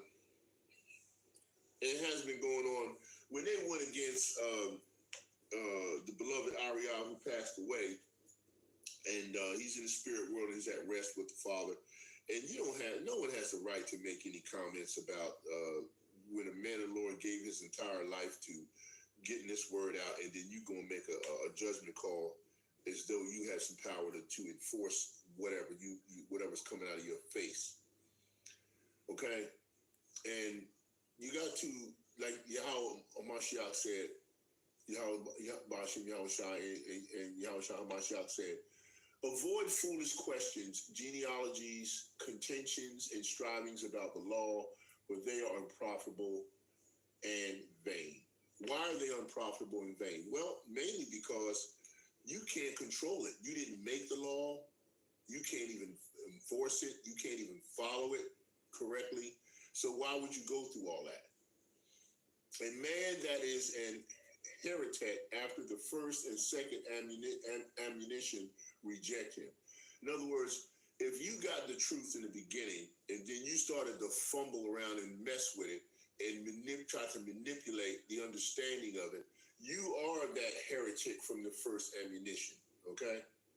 And then you have to be rejected because that's what happens. Knowing that he that is such is subverted and sinneth, being condemned of himself. Okay?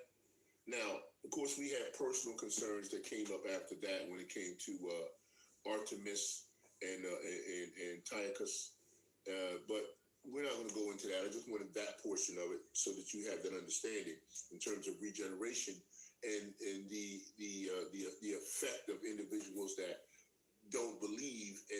come against your ability to raise past contention, okay, and graduate to regeneration at that higher vibration level of YAHAWAH'S, okay? But, okay, you're going to get contention. So you got to learn how to, take the punches, roll with the punches, and then move up to the higher level, okay? Because you things have to be purged. And that just takes me to Psalms. Let's go to Psalms.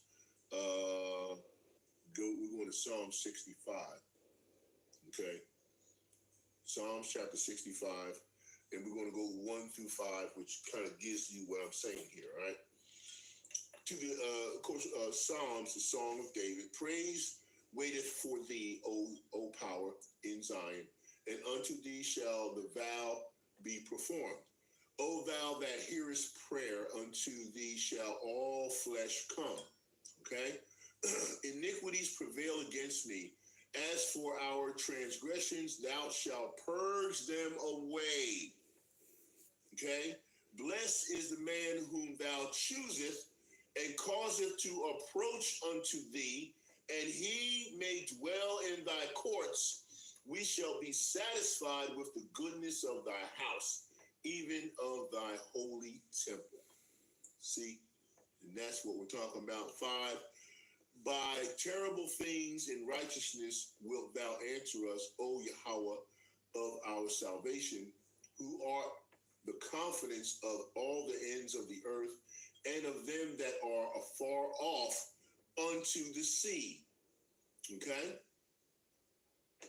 Which by his strength sitteth fast, the mountains being girded with power.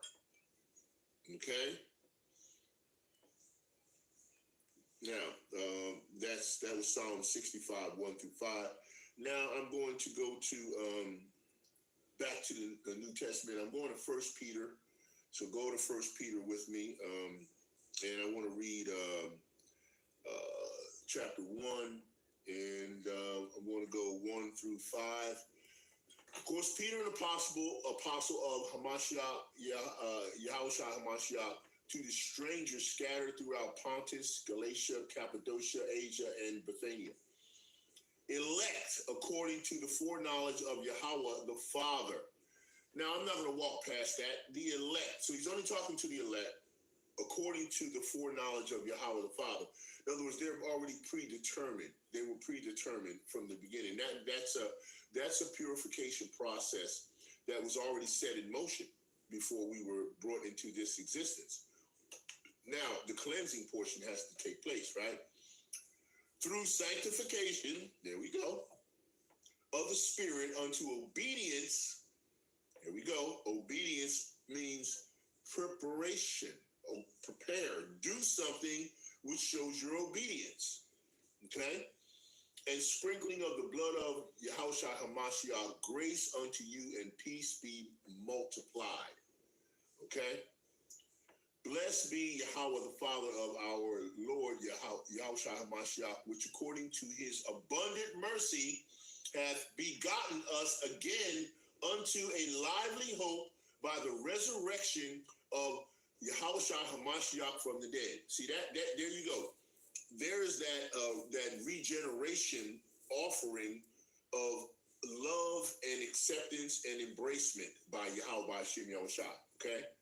To an inheritance incorruptible and undefiled, and that fadeth not away, reserved in heaven for you. So if you looked at my picture in the post of this lesson, and you saw that spirit just being graduating and regenerating back to Yahweh Shem Yahushua. You get the image? Work with me. Who are kept by the power of Yahweh through the faith unto salvation, ready to be revealed in the last time. See? That's what you're working towards, being ready to be revealed into redemption and into rejuvenation and regeneration at the last time. Okay? Now, whereas ye greatly rejoice through now, a shot. Though now, for a season, if need be, ye are in heaviness through manifold temptations, which we are going to go through when the MOTB is put on your ass, as long as everything else that's coming along with it, because everything that's involved with a transaction is going to be attached to it. And if you plan on doing any transactions, if you're not prepared otherwise, then that's what your lot may end up being. Okay? May be wherein ye greatly rejoice through, though now for a season. So you only got a little season, and we're coming into that season now with the Most High, where it's the new year, and he gonna start levying some things. And okay, and like he said, if need be, ye are in heaviness, which we will be, through manifold temptations, that the trial of your faith, being much more precious than of gold that perisheth, though it be tried in the fire, might be found unto praise and honor and glory at the appearing of YAHAWAH'S, which very simply means you're going to have to endure and go through this and give up the praise and worship and mercy, which you will get if you give him the honor and the glory. And don't give it to anybody else but Yahweh B'Shem Yahushua, whom having not seen ye love, in whom though now ye see him not, ye believing ye rejoice with joy unspeakable and full of glory, receiving the end of your faith, even the salvation of your souls, of which salvation the prophets have inquired and searched diligently, which is what they're doing, who prophesied of the grace that should come unto you, searching what manner of time the spirit of Hamashiach, which was in them, did signify, if it's in you, when it testified beforehand the sufferings of Hamashiach and the glory that should follow. All right? I'm going to stop on that portion there because I got another precept I want to bring out in terms of that deals with the begotten. But I want to go to Ezekiel now because you need to know what you're getting, and it's been said to you before, and we're going to address it, okay? You want to know about that new heart that you're going to get, right? And that new body that you're going to get, that regeneration that you're going to get. You do want to know about that, I'm sure, right? I mean, you probably have been told about it before. I'm pretty confident of that, you know. But hey, it doesn't hurt to tell you again. So we're going to Ezekiel chapter 11, and we're going to go to, of course, 19. I could actually start above it a little bit, but you know,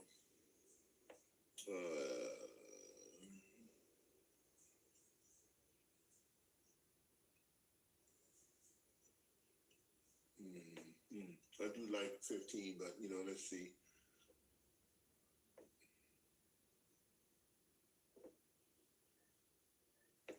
Okay. Yeah, we can do that. All right, yeah, let's do that. Let's do it. 15. Son of man, thy brethren, even thy brethren, the men of thy kindred, and all the house of Israel holy. See, no one else is being called out here. No other demons, no other nations that ain't in there. And they unto whom the inhabitants of Yasharallah, Jerusalem, have said, get you far from Yahweh, unto us is this land given in possession. 16. Therefore say, thus saith Yahweh power, although I have cast them far off among the heathen, and although I have scattered them among the countries, yet I will be to them as a little sanctuary in the countries where they shall come. 17. Therefore say, thus saith the Lord God, thus saith Yahweh power, I will even gather you from the people and assemble you out of the countries where ye have been scattered, and I will give you the land of Israel. 18. And they shall come thither, and they shall take away all the detestable things thereof, and all the abominations thereof from thence. In other words, you ain't doing none of this wicked no more, okay? And I will give them one heart, and I will put a new spirit within you, and I will take the stony heart out of their flesh, and I will give them an heart of flesh. See, this is the regeneration you're looking for. This is what I'm saying in terms of the higher level through consternation, through the refining fire that you're going to go through. But you have to understand the stages and the levels that you have to overcome when you're dealing with the Most High pushing both sides of his hand, left and right. So you got to understand that portion of it, okay? All right, that ye may walk in my statutes and keep my ordinances and do them, and they shall be my people, and I will be their power. But as for them whose heart walketh after the heart of their detestable things, see, you got a lot of people who are walking after the heart of their detestable things, including some people that you're attached to in your life, okay? Their detestable things and their abominations, I will recompense their way upon their own heads, saith Yahawah power, saith the Lord God, right? So what he's telling you is all these people who claim they doing things right and they got it right, you got it wrong, and you just an abuser, and you doing this and that and the third, and you know what? The Most High said, you got abominations, and you calling me wrong, you calling the kettle this, that, and the third, but you doing stuff because you don't think nobody know what you're doing, but you're wrong.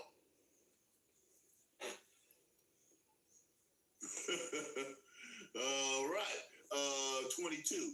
Then did the cherubims lift up their wings, and the wheels beside them, and the glory of Yahawah of Israel was over them above chariots.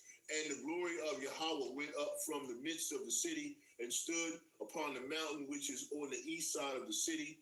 Afterwards, the Spirit took me up and brought me in a vision by the Spirit of Yahawah into Chaldea, and then them of the captivity. So the vision that I had seen went up from me. Then I spake unto them of the captivity all the things that Yahawah had showed me. And this is what the prophets and the brethren and those is doing right now. They're telling you of the things that are to come, and they're trying to get away from having to continue to chastise you for stuff. But, you know, Jake just loved wickedness, man, and can't seem to get away from it or get out of it. He's just staying in it every way he can. Okay, let me finish in Ezekiel, then we get ready to close out. You only got a few more to do. Okay, I think I might we'll close out in maybe Ephesians. You know, we're gonna see. All right, I'm going to Ezekiel chapter 36. Okay, so go with me to 36, and I'm gonna start at 26 and 27. Maybe let's just see what I like. See what the Spirit likes, and it's not what I like; it's what the Spirit likes. If he likes me to go a little higher, a little lower, I will. Yeah, I think I will. See, guys, that's the Most High right on it. All right.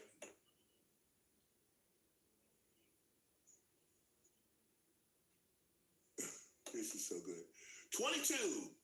Therefore say unto the house of Israel, thus saith Yahawah power, I do not this for your sakes, O house of Israel, but for mine holy name's sake.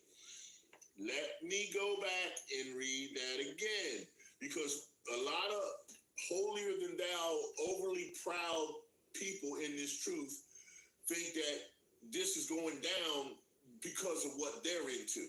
No, this is the Most High's program, and you better follow. Okay?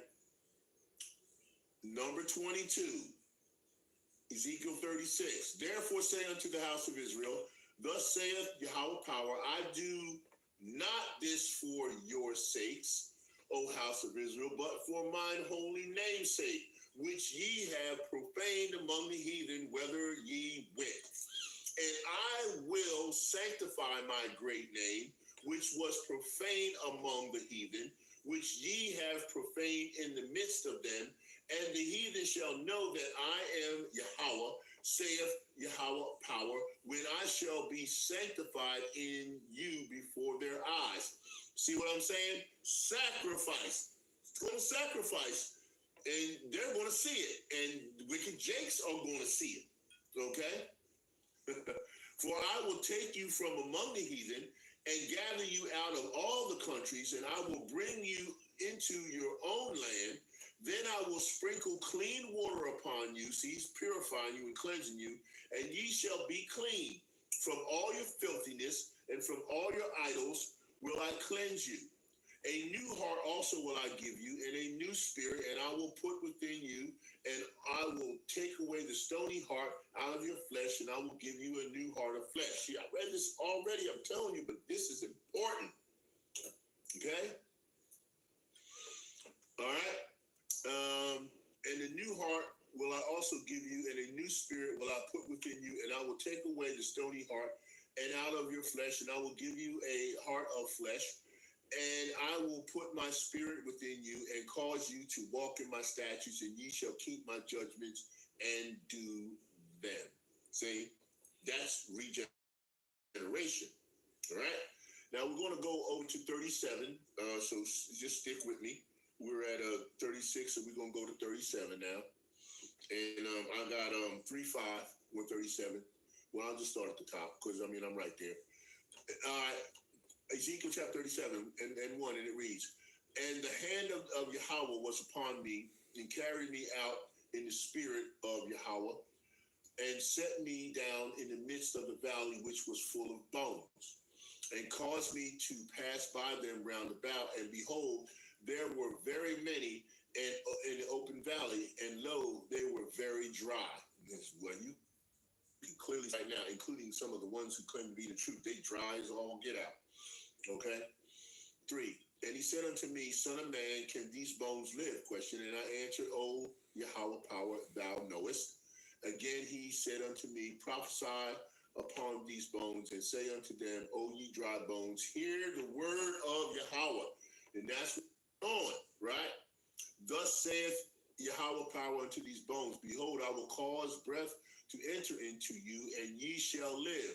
And I will lay sinews upon you, and will bring up flesh upon you, and cover you with skin, and put breath in you, and ye shall live, and ye shall know that I am Yahweh.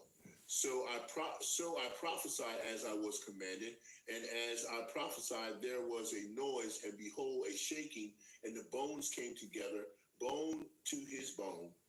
And when I beheld, lo, the sinews and the flesh came upon them, and the skin covered the bone, but there was no breath in them.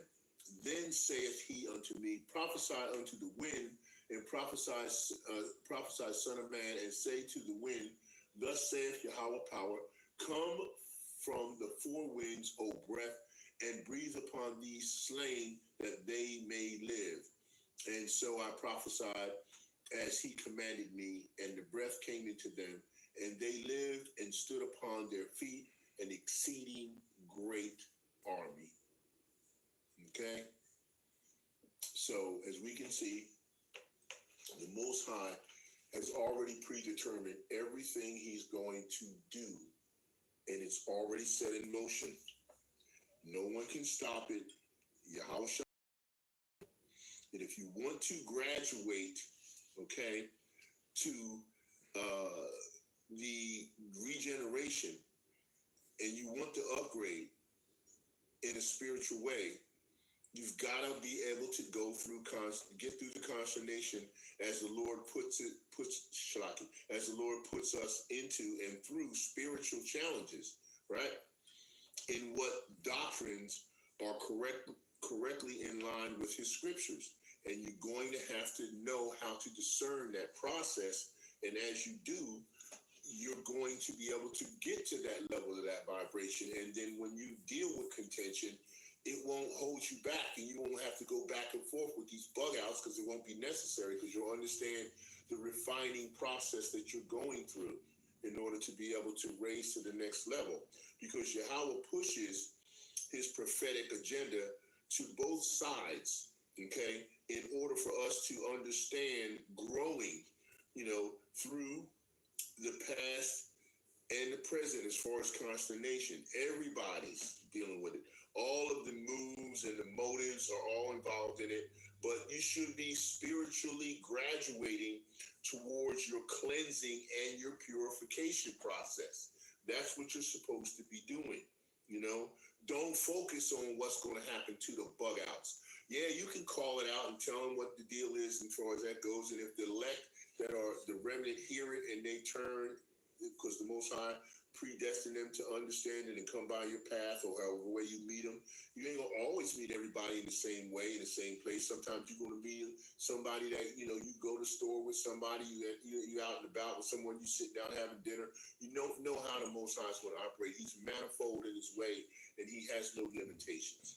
So you got to understand that, because what you're looking to accomplish is to get rid of your old self and then go into being, regenerated, your new self, or on the path to that regeneration.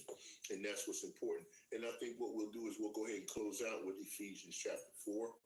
And that way we can let you go, because I know people trying to get preparations done and get whatever you got to get done. All right, shalom on that, right?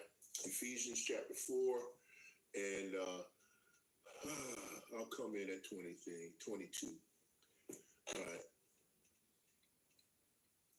All right, that ye put off concerning the former conversation, the old man, which is corrupt according to deceitful lust, and be renewed in the spirit of your mind, and that ye put on the new man, which is after Yahawah, is created in righteousness and true holiness. See, that's what I'm saying. You want that regeneration to come in your way. Wherefore, putting away lying, speaking every man truth with his neighbor, for we are members of one another. Be ye angry and sin not. Let not the sun go down upon your wrath. Neither give place to the devil, okay? Let him that stole steal no more, but rather let him labor, working with his hands the things which is good, that he may have to give to him that needeth. Let no corrupt communication proceed out of your mouth, okay? But that which is good to the use of edifying, that may minister grace unto the hearers. And grieve not the Holy Spirit, grieve not the Ruach HaKodesh of Yahawah of power, whereby ye are sealed unto the day of redemption. Grieve not, right?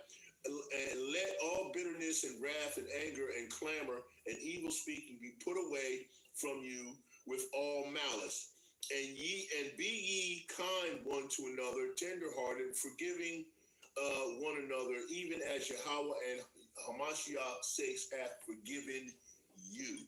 That's the message that the Most High had me give for this portion of the Passover era that we're into and coming into, and make it a blessed and a precious reverence and a sacrifice of love and acceptance to Yahawah Ba'Shem Yahushua in every single way. And don't let the Passover that you are giving to Yahawah, because this might be our last one here, get spoiled by all of the consternation that's surrounding everything that's going on. Focus on the Most High Yahawah Ba'Shem Yahushua, because as it said in the scriptures, it's not about you, it's about him, because in his name's sake, he's providing what it is about you. Oh, hello, Yahawah Ba'Shem Yahushua Ba'Shem what a Yahawah, what a Yahawah Ba'Shem Yahushua Shalaki Yahawah, for my sin does I cry. Oh, Yahawah Ba'Shem Yahushua.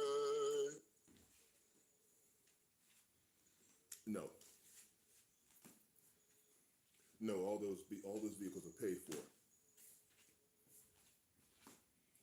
They were in my name and also in my wife's name.